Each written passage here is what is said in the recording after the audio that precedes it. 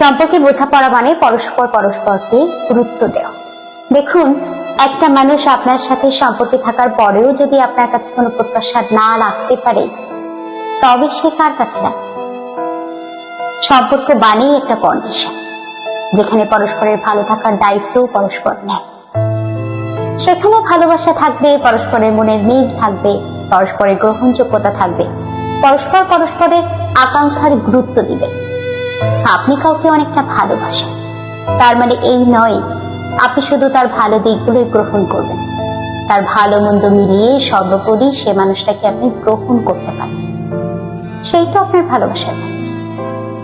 কেউ আপনার সাথে জুড়ে আছে মানেই আপনাকেও তার ভালো থাকার দায়িত্ব নিতে হবে, তার ইচ্ছে অনিচ্ছাকে গুরুত্ব দিতে হবে, তার চাওয়া পাওয়াকে সমর্থন দিতে হবে।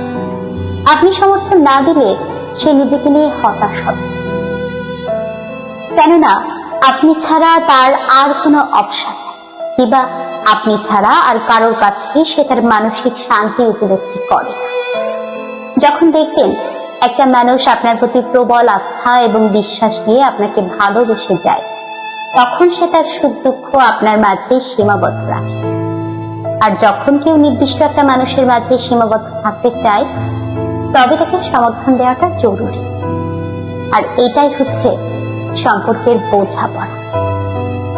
আর যখন সম্পর্কে পরস্পরের মধ্যে বোঝাপড়ার ব্যাপারটা দারুণ কম্বিনেশন তৈরি করে, তখন সম্পর্ক পরস্পরের মনের সাথে মিশে যায়।